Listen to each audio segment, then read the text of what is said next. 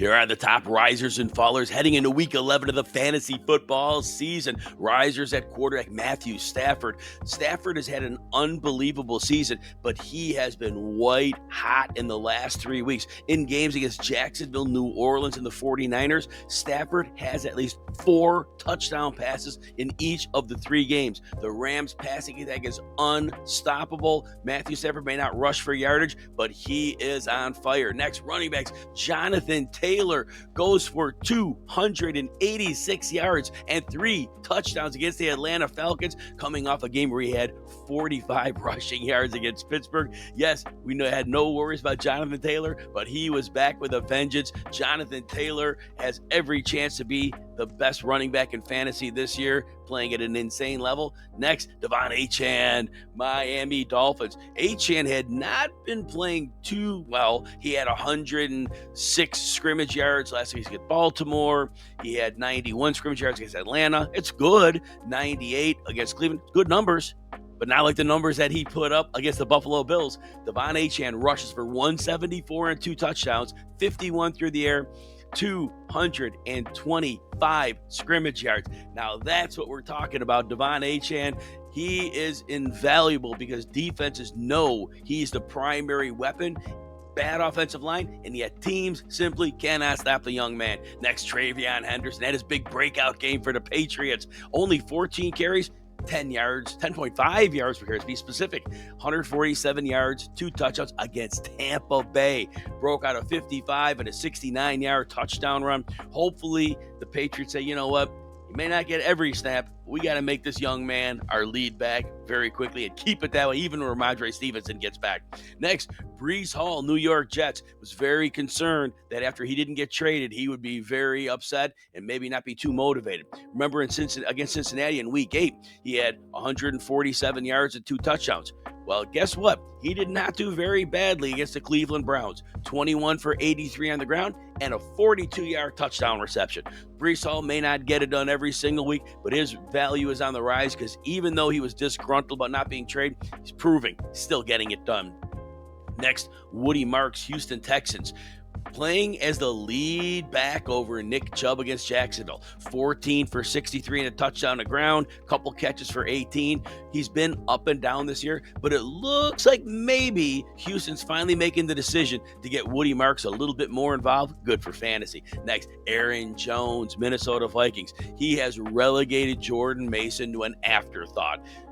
9 rushes, 6 targets, puts up 69 yards and a touchdown. That's coming off a game against Detroit where Aaron Jones had a similar workload and 98 yards. So things are looking up for Aaron Jones. Let's move to wide receiver. Jameson Williams, 119 yards and a touchdown in Week 10 against the Commanders. Now, in the last 4 games, we have that goose egg in there, but we have 3 games at least 66 yards. We have 3 games with a touchdown. So even though he's a volatile player, things are looking up for J-Mo. Next, we got Jauan Jennings. Jennings only had between 31 and 45 yards in his prior 3 games, but he played the Rams on Sunday.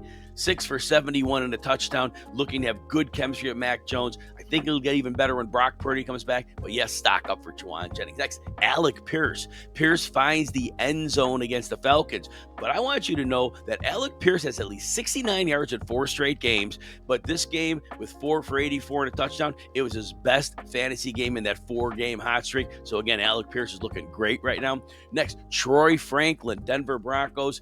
5 for 40 and a touchdown on 9 targets against the Raiders. He was coming off a 10-target game against Houston, 19 targets in 2 games. Even though he didn't do great against Houston, that is still something that we want to keep our eye on.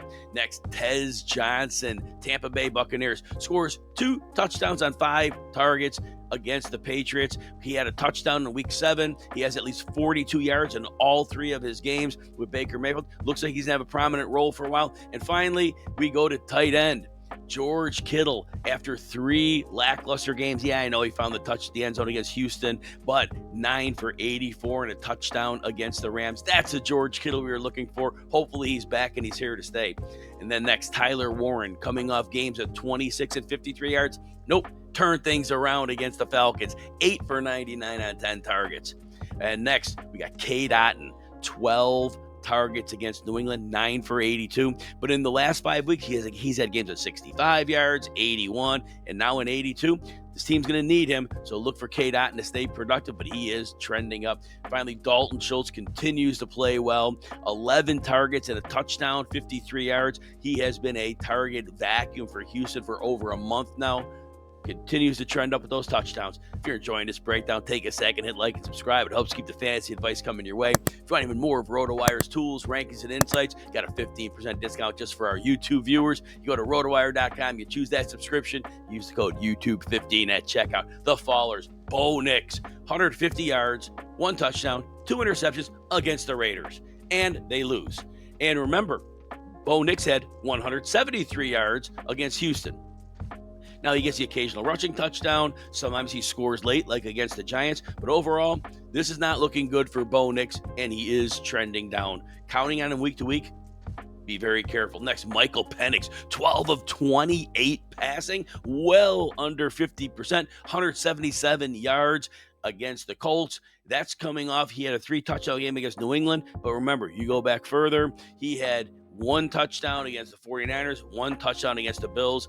Things are not looking great for Michael Penix, aside from the occasional spike. Running back Derrick Henry, 20 for 75 in what seemed to be a good matchup against the Vikings. Now, Henry did go for 119 yards against Miami, but he didn't find the end zone. He found the end zone twice against the Bears, but didn't sniff 4 yards a carry at 21 for 70. This is not the Derrick Henry we know and love. Still a fine player, still somewhat productive, but not the player you paid for on draft day. Next, Bijan Robinson. Robinson was great through week 5. His last 3 games, he's averaging 12 PPR points.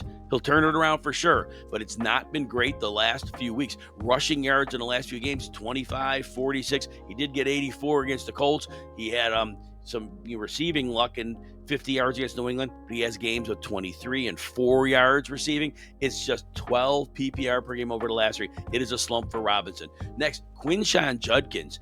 I could excuse his matchups when he didn't do great against Pittsburgh and against New England, but he played the Jets this week, and he had 24 touches and only 85 yards. It's a nice number, but it's certainly not what he should have gotten against a Jets team that was struggling against the run. They trade away Quinnen Williams. So unfortunately, a great player in a bad situation. Defenses know he's coming, and it's just getting to be a little too much for Judkins.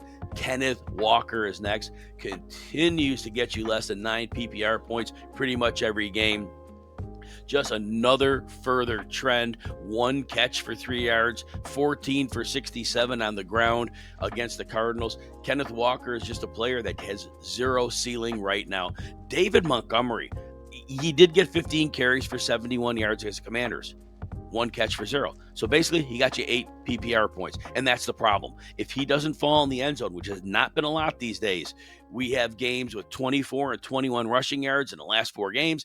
It is just not David Montgomery's year. Interior offensive line is turned over, unfortunately, for a great player, but not working out. Next, Bhayshul, 4 carries for 5 yards against Jacksonville.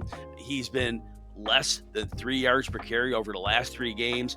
The rookie might be really good, but I don't think it's going to be this year. Wide receiver DJ Moore, goose eggs on 4 targets after his 2 best games of the season. Not quite sure what happened in Chicago there, but that is a real bad game for DJ Moore.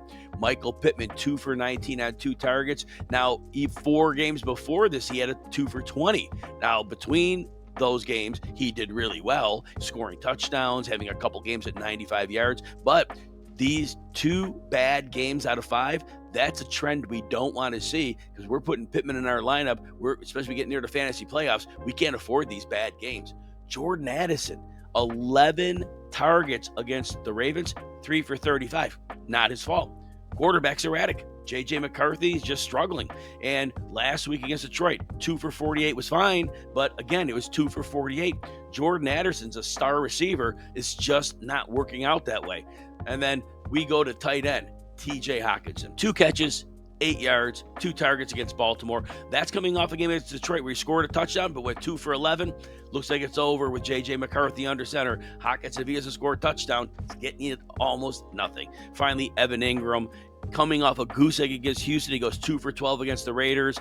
It looked a little bit on the rise earlier. Right now, couldn't be trending down worse for Evan Ingram.